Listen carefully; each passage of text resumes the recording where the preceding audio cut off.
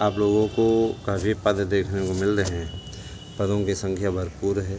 लेकिन दोस्तों एक चीज़ जानना ज़रूरी है, हम लोगों ने जितने फार्म पढ़े हैं उसके आधार पर एक कट ऑफ मेरिट लिस्ट पिछले बार की भर्तियों के आधार पर तैयार की है, जिसके विषय में बताना चाहता हूँ। निश्चित रूप से कट ऑफ मेरिट इस बार थोड़ी हाई जाएगी या लो जाएगी, किसी किसी विषय में बताना चाहूँगा। सबसे बड़ी चीज़ ये कि देखिए, सबसे पहले मैं आप लोगों को बताना चाहता हूँ, हिंदी में कुल मिलाकर के 50 पद और जुड़े हैं, और जो संस्कृत है, संस्कृत में 20 पद बड़े जुड़े हैं एक्स्ट्रा, है ना। पुरुष वर्ग महिला वर्ग दोनों का मिला के बता रहे हैं सभी विषयों का। इसके अलावा अंग्रेजी में 10 पद और जुड़े हैं, विज्ञान में 15 पद और जीव विज्ञान में 5 पद। इसके अलावा कला में 5 पद। इसके अलावा आपका आ जाइए इधर वाणिज्य में 2 पद। इसके अलावा आपका ये आ जाइए चित्रकला हो गया। इसके बाद में आपका सामाजिक विज्ञान में 15 पद, ठीक है। और इसके अलावा आप लोग इधर आ जाइए,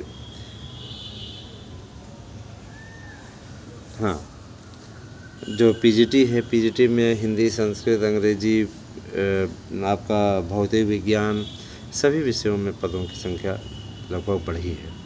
और पीजीटी में तो 2-2, 3-3 पद आप लोगों के विषयों के बढ़े हैं।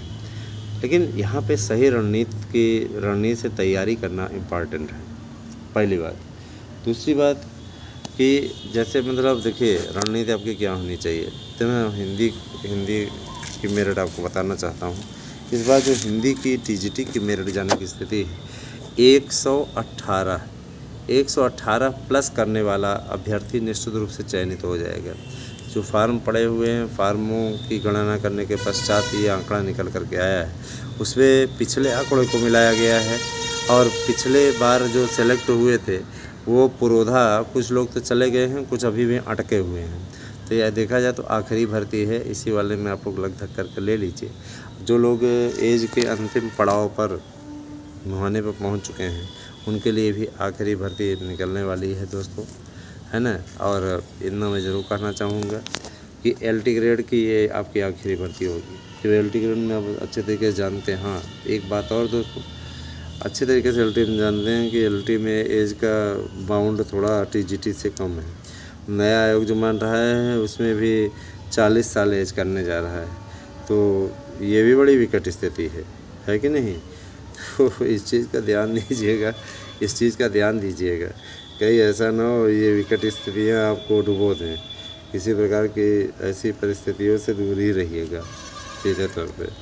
और मैं एक बात और करना चाहूँगा कि जो अच्छा करता है उसके साथ अच्छा ही होता है, जो बुरा करता है उसके साथ बुरा होता है, सीधा सिद्धांत है।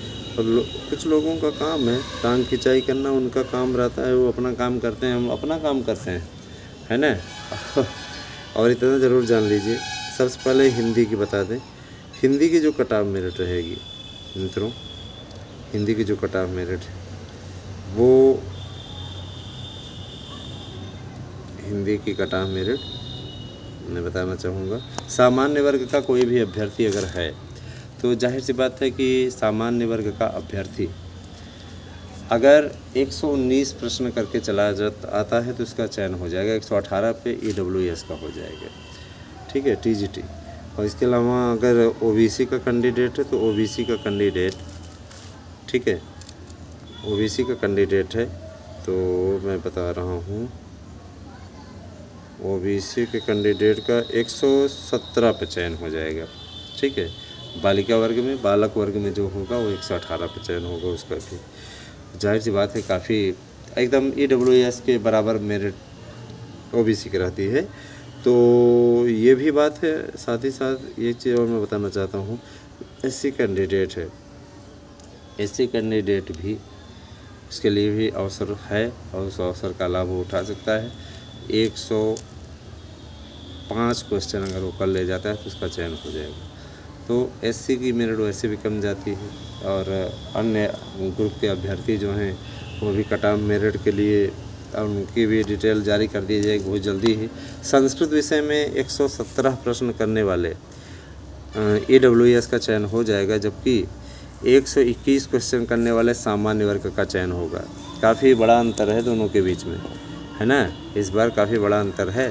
और जाहिर सी बात है कि देखिए पेपर जो बन रहा है, मैं बताना चाहता हूँ, पेपर आप लोगों का संस्कृत हिंदी का बहुत आसान बन रहा है। और आसान बनने के कारण से और साथ ही साथ इस बार पेपर में किसी प्रकार की कोई मिस्टेक नहीं रहेगी।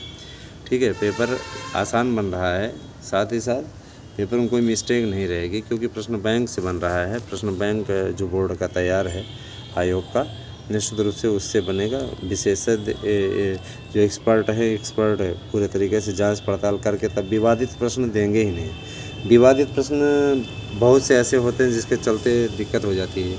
किसी किताब में अनुसुईया बोली रहती है तो किसी में प्रियंवदा, और वहाँ पे फिर मामला कोर्ट में खिंचता है या उधर होता है, अभ्यर्थी परेशान होता है। और योग्यता को लेकर के भी नौटंकी समाप्त हो चुकी है। योग्यता को लेकर के जो मचमच मची हुई थी, निश्चित रूप से अब उसका समाधान हो चुका है ना।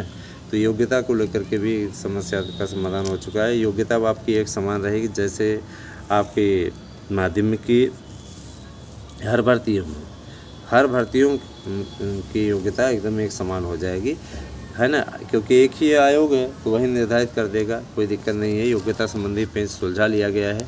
चूँकि लोक सेवा आयोग LT का विज्ञापन नहीं जारी करेगा, इसीलिए नए आयोग के गठन की प्रतीक्षा की जा रही है, जिसके लिए हर हाल में जुलाई माह तय कर दिया गया है कि जुलाई माह में नए आयोग का गठन हो जाएगा। कारण इनके ऊपर कोर्ट का भी डंडा पड़ने वाला है, इसीलिए ये स्वयं उसमें किसी प्रकार का कोई दिक्कत नहीं उत्पन्न करना चाहते, याद रखिएगा।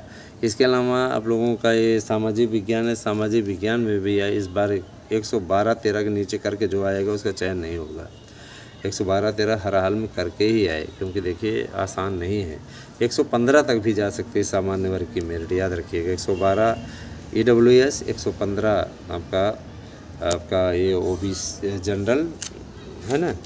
और इसके अलावा OBC जो रहेगा 111 रहेगा, और इसके अलावा आपका SC जो रहेगा वो रहेगा 98, और ST जो रहेगा उसके लिए बता रहे हैं 85 क्वेश्चन।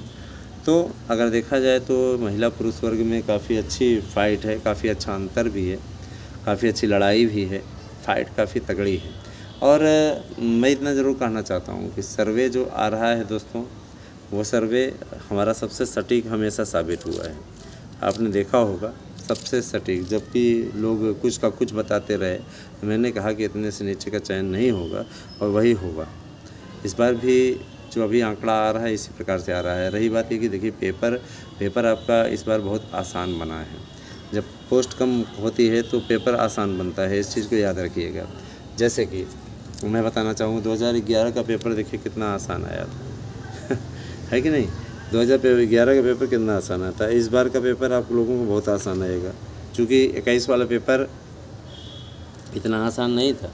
लेकिन अब क्या है कि लोगों की तैयारी इस तरीके से हो गई है कि मेरिट ज़्यादा जाने लगी है, तो अभी से ही अच्छा स्ट्रगल करने की आवश्यकता है, तब ताकि कामयाबी मिल जाए। और रही बात ये कि देखिए कामयाबी के लिए मैंने आप लोगों से कह दिया कि 811599 पे। अब इसमें देखिए ऑफ़र चल रहा है 12 तारीख पे। आप अगर 5 प्रतियोगी परीक्षाओं की तैयारी करते हैं तो अधिकतम आप 5 नोट्स मंगवा सकते हैं, है ना। एक पूरा 2 पैकेट में आपके पास में नोट्स पहुंचेगा। तो जो लोग इच्छुक हैं वो लोग 811599 पे अपना एड्रेस भेज सकते हैं। 12 तारीख तक का ये आपको ऑफ़र दिया गया है, तो आप इसका लाभ उठाइए। निश्चित रूप से इससे खूबसूरत ऑफ़र आपको कुछ नहीं हो सकता, है ना। तो अगर चाहें तो लाभ उठा सकते हैं, ना चाहें तो कोई बात नहीं, ना चाहने वालों के लिए कोई बात नहीं, लेकिन अगर चाहें तो लाभ उठा सकते हैं। जो भाई बहन याची बनना चाहते हैं वो अविलंब याची बने, कि आप लोगों के जुड़ने से ज़्यादा संख्या में जुड़ने से आपको लाभ होगा। जो हियरिंग शुल्क नहीं जमा किए हैं वो भी हियरिंग शुल्क अविलंब जमा कर दें। 811599 पे जमा करके रिसीप्ट भेज दीजिए। सारी चीज़ें आपको क्लियर कर दी जाएंगी, बता दी जाएंगी। आभार दोस्तों। हम ये चाहते हैं कि आप सभी लोग अच्छे तरीके से जुड़ें, साथ जुड़ें। और कुछ लोग सामान्य यूट्यूबर भर समझने की गलती ना करें। कुछ ऐसे भी लोग हैं जो सिंपली यूट्यूबर भर समझ लेते हैं, तो यूट्यूबर नहीं है। हमारी बहुत पहुंच है, बहुत ज़्यादा पहुंच रखता हूं, ठीक है। कभी भी इसको जाहिर करने की ज़रूरत नहीं समझे, लेकिन कुछ ऐसे जाहिल हैं जिनको ये बताना ज़रूरी है ना, कि बहुत जहाँ तक उनकी सोच रहती है उससे ज़्यादा की पहुँच है हमारी। ठीक है, ऐरा गैरा यूट्यूब चलाने वाला ही सिंपली मत समझना, है ना। कभी कभी लेने के देने पड़ जाते हैं, इसीलिए इस प्रकार की हिम्मत ना करें। इस प्रकार से एकदम लिमिट में रह कर के बात करें, काफ़ी भारी पड़ जाता है कभी। Thank you, have a nice day.